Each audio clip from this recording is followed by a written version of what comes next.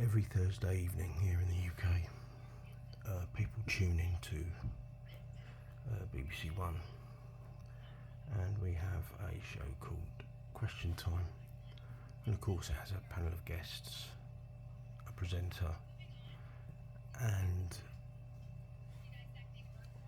a panel of politicians, and sometimes they have an actor or a comedian or someone that reads poetry on there, I don't know.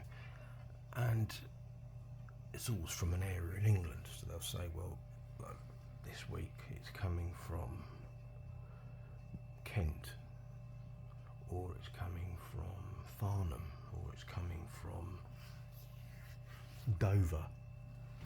And when you looked at that Dover audience, every single one of them were left wing, clapping for more immigration and jeering the Reform politician down. Of course, you had the Green Party, head of the Green Party on there doing the same. Crowd clapping away to him as well. And of course, there was a Labour politician on there who was also very verbal.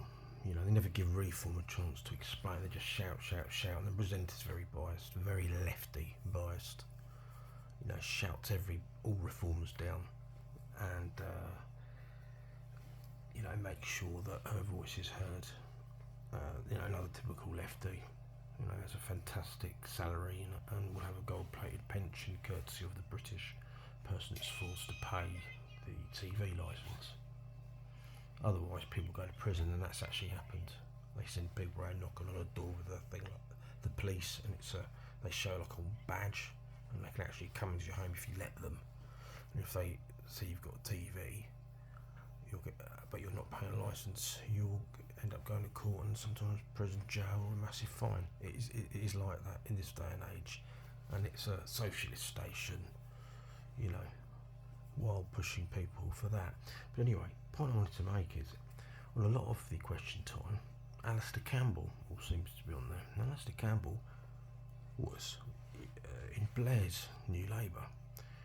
Alastair Campbell was one of those that voted for the war in Iraq. So he voted for the war in Iraq. He voted for mass immigration, and he opened our borders. Okay, we now have suicide bombers, stabbings, protesting,